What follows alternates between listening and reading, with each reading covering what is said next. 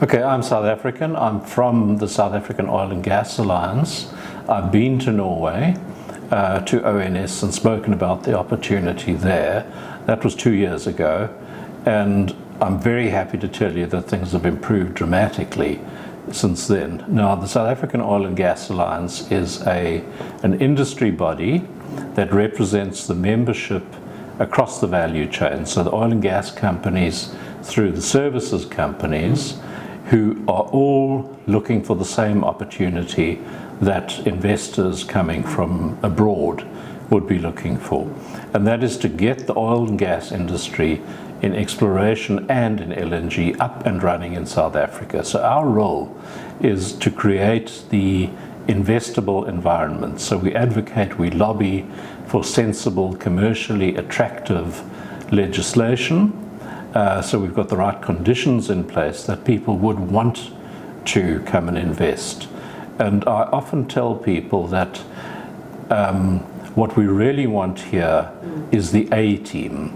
We want the reputable companies who know how to do this, who have experience in oil and gas exploration, have experience in LNG, because that's the way we're going to get the best. And you asked me earlier on about recent changes in South Africa, and I contrasted an earlier visit to Norway with where we are now. And the changes that we've seen are fairly dramatic. One, we've got the oil price moving upwards. It's tickling $70 today here towards the end of January.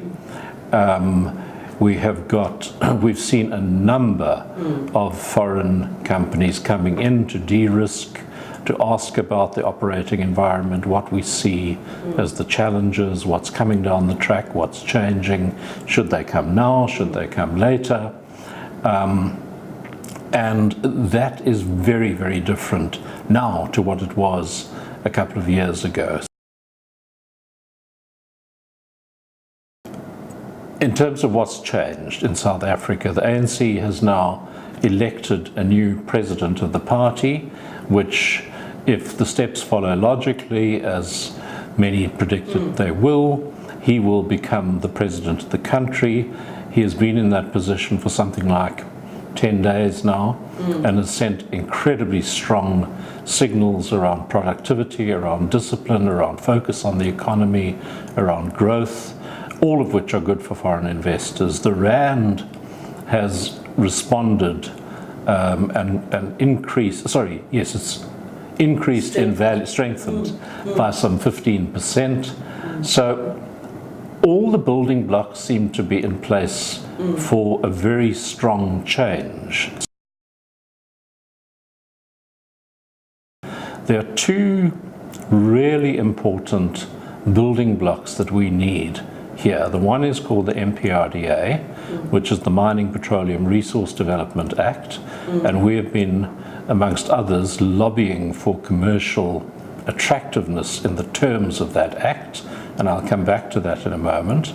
And the other is the issue around LNG, liquid natural gas, and getting clarity on the import program for that. So the MPRDA has been, it must have been back and forth for close on 5 years now, and frustrating everyone in terms of the amount of carry to the government and what is in it for investors, the terms under which they would operate. It now seems that that will go back into Parliament, and I predict that it will come out the other end within 18 months from now, being substantively, in other words, the content and procedurally unassailable. And it has been attacked on both of those fronts quite substantially. If it does go through now shorter than that, well and good. I would see that down the track, probably within 2 years, petroleum and minerals legislation would be separated into two separate buckets. But the overall message I take from this is that the South African economy needs instruments that will grow it. We don't have that at the moment. We have strategies that are long on aspiration and short on detail. This is a detail. And also not able to implement. You know, not yes, yes. But, and potentially oil and gas could be the silver bullet that the economy needs. And initial studies, and just by proxy, extrapolating those out, could put a few percentage points on GDP. Now, at the moment, we're growing at not even 1%. Aspirationally, we'd go over 1%. But the reality for South Africa is we need to at least catch up with the world, which is about 3.5, heading towards 4. But to soak up unemployment, we have to have growth ahead of population growth. So realistically, that probably means 7% in growth. So we're going to have to be fairly aggressive. And the kind of leadership that we're seeing at the moment is, I would characterize as a take no prisoners approach. It's very assertive and very clear in terms of accountability, getting rid of corruption, and all of the things that the oil industry from the A-team players would value, I see coming out of that leadership position. So I'm very, very positive. Now, that was the MPRDA side. LNG, liquid natural gas, we see as the first step in building a gas economy, because we don't have a gas economy in South Africa. We use something like 3% gas in our total energy mix. It's tiny. The rest of the world is somewhere around 20%. And our big drive is to renewables. And gas is the product that is going to enable renewables. And it's widely understood that renewables is where we need to go, but gas is an essential component of that. So we need to bring in LNG, and government had committed to doing that, some 3.6 gigawatts of power equivalent, through 2 and then later a third port, through Richards Bay Coega and then later Saldanha. That sequencing may well change, but that's a lot of LNG. The point for an investor is that if they're coming into an LNG consortium with, you know, storage or pipelines or to build a power facility, well and good, but what it does is establishes a gas economy. At the same time, we explore both onshore and offshore, and then if we have indigenous gas, that could be fed into that system. So it could be fed into the system for power, into the power utility, and then also can be used independently into industry, in industries that need power and heat, and could switch to gas. And there's a significant move away from coal.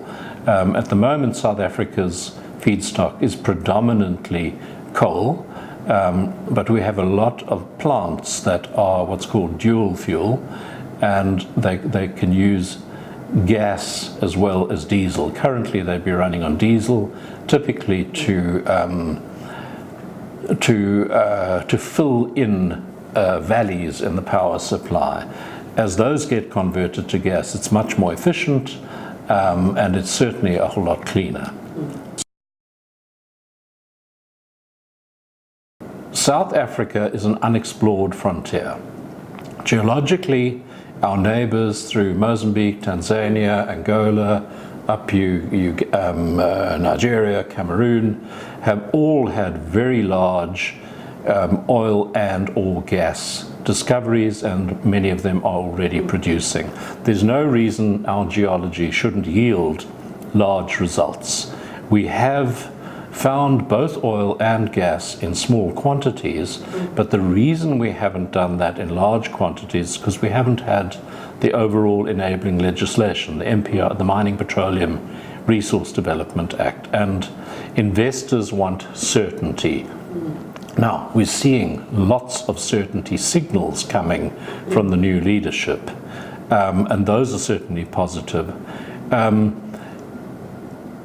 The key thing here is that there is an emerging sense of commercial partnership understanding. And I know it's taken a long time. It's taken us 4 or 5 years to get here.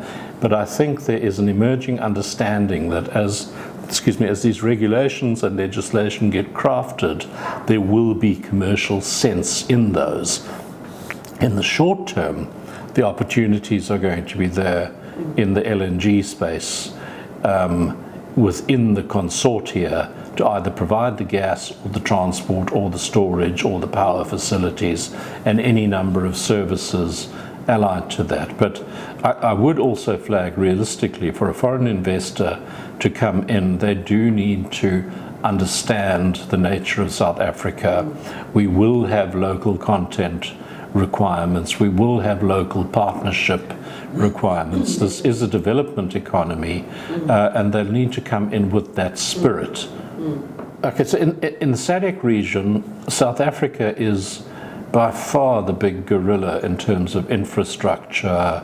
We have the rail, we have telecommunications, we've got sophisticated infrastructure, flights, we're on strategic sea routes, very important in the region. Having said that, we see a role for South Africa to operate regionally as opposed to go it alone.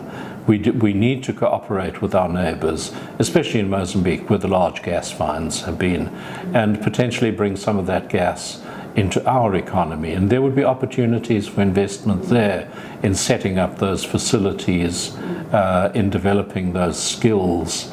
But expanding your question a little bit in terms of not only SADC, but where does Africa fit into the world?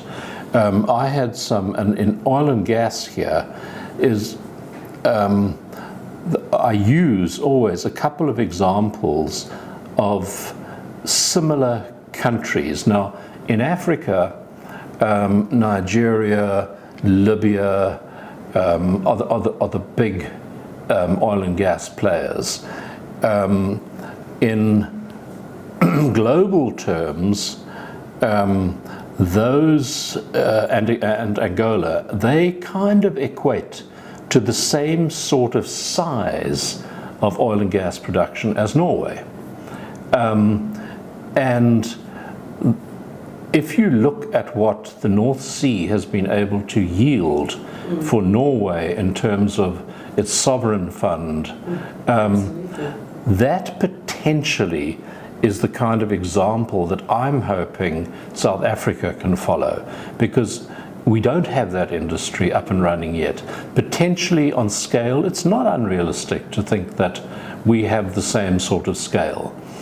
What I hope we can do by attracting investors from sensibly disciplined countries which have had a very socially aware development approach, we can encourage the South African government to not blow it all at once, to have set up a sovereign fund.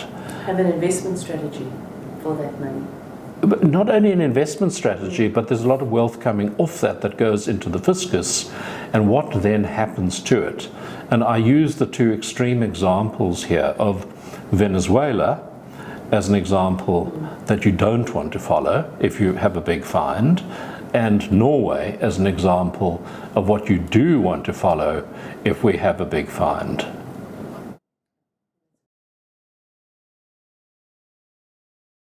Yeah, I think there is one, and it's one that Norway has very good experience in renewables. And as I said earlier on, the South African gas industry is going to supplement and enable the renewables industry. The Norwegians would come with renewable skills and experience that could be well used in our economy.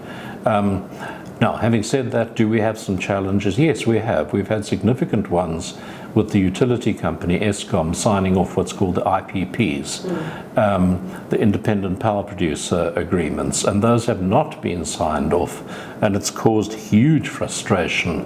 And part of the reason is that the renewables industry here has been so successful that it has driven the cost per kilowatt hour that it can be produced at very, very low to something like 63 cents a kilowatt hour.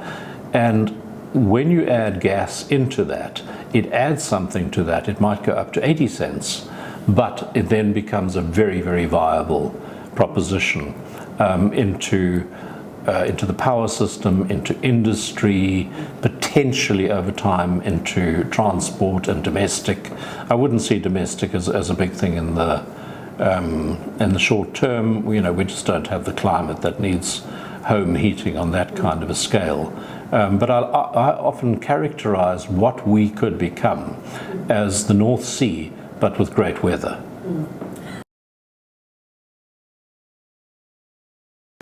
Yeah, I have. Come, come, come. We need you, we want you, the opportunities are here. Yeah. And Norwegian companies are exactly the kind of companies that we want. This is not a shithole.